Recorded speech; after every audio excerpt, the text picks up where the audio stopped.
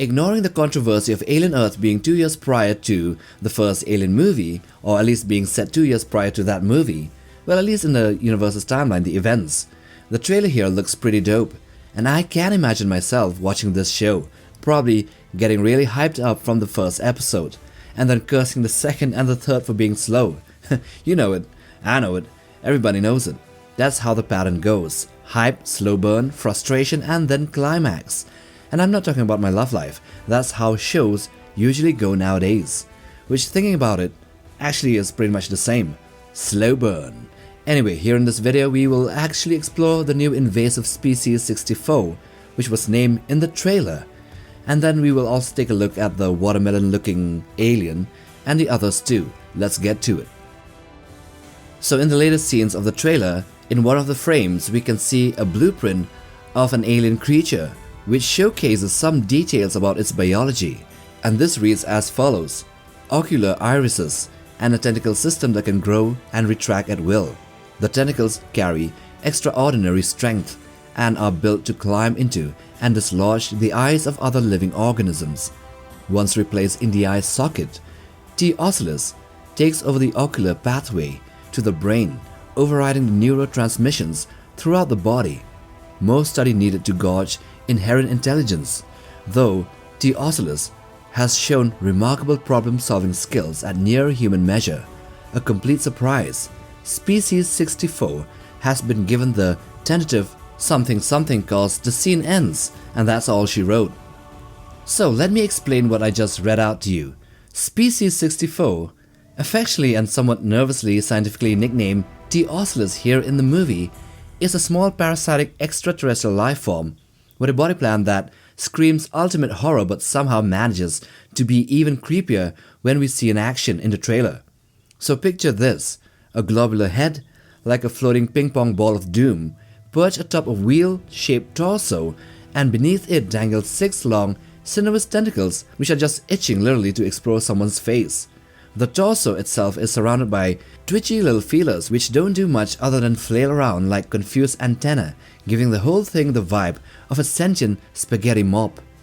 Despite its unsettling appearance and size of under just a foot long, making it the perfect portable nightmare, T. ocellatus is no mere biological curiosity. It is a face-seeking, brain-hacking organism that could make even the most hardened xenobiologists question their career choices. Case studies have revealed that this thing's tentacles can not only extend and retract like some kind of Lovecraftian spook, but they can also possess surprising strength. Strong enough, in fact, to gouge out the eyeballs of a host of a life form and crawl inside of the vacant sockets, like they've just found a vacant apartment with a direct line to the central nervous system. And that's where things get even worse.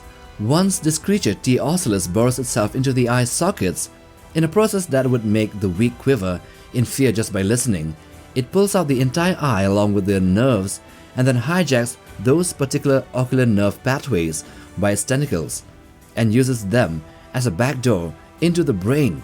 Through this makeshift neurological VPN, it overrides the host's bodily functions, effectively controlling it like a new meat puppet, and makes it into a remote-controlled flesh vehicle. So think of it as a biological USB stick that doesn't just read your files, it's a joystick of horror as well, that controls the meat suit that's you, and effectively becomes you, all from the comfort of your own eyes. Can't unsee that, can you? As for intelligence, well, here is where things get really spooky. Initial assumptions spec that this creature, this alien creature from somewhere in the galaxy, was just another parasite with a bad attitude. But turns out it's got problem-solving abilities, which flirts dangerously close to human-level cognition, which is a very big problem. It raises the question, is this creature acting on just instinct, or is there a tiny malicious genius wrapped in slime in that big bulbous eye-like body? Well, scientists maybe in the universe are still debating, but one thing's for sure, it is smarter than Jeff from accounting and arguably more likable. And due to these alarming features, it has earned the tentative classification of extremely problematic, and this is where I'm filling in cause the scene ends. And as we have all come to learn about sci-fi corporations, especially Weyland-Yutani from this universe, the more problematic a creature can be to normal humans, the better it is to be turned into a weapon for power trip and control. Maybe Weyland-Yutani has more information that is classified about this creature, and we will have to find out the old way by watching the show. However, I'm theorizing that maybe T. ocelos can be domesticated if you can find it as a baby, because it is intelligent, and then also it can definitely be weaponized. There is also another alien that I want to discuss, the one that was seen inside one of those secured containers. I'm thinking that this one here is species 37.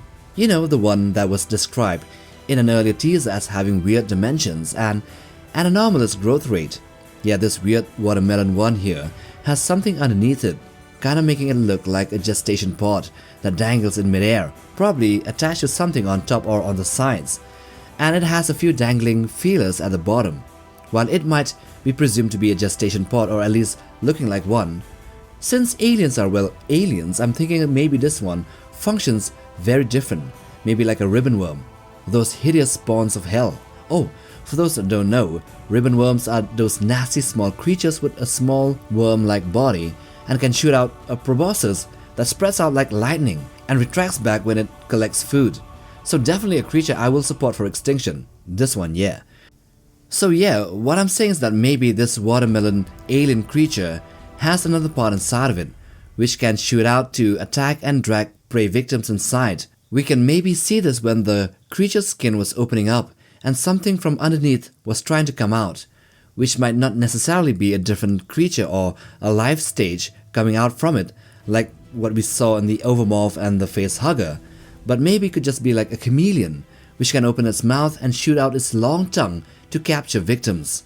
Maybe not the same thing, not the long tongue, but something similar in basic principle. Another part of its body which can allow it to have a longer reach, which maybe is this creature's hunting mechanism. If you remember the last teaser, there was species 37, species 64 and species 19.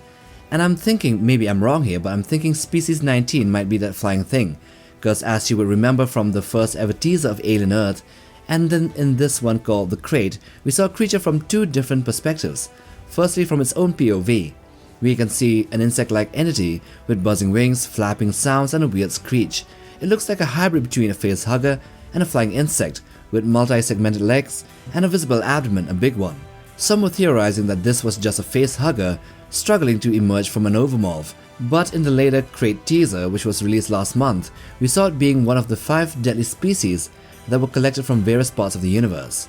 These bugs would probably be from another alien world where they are one of the apex predators, or just hardy and a very deadly species, and by the looks of it, they have a very high metabolism. And finally, let's not forget the elephant in the room.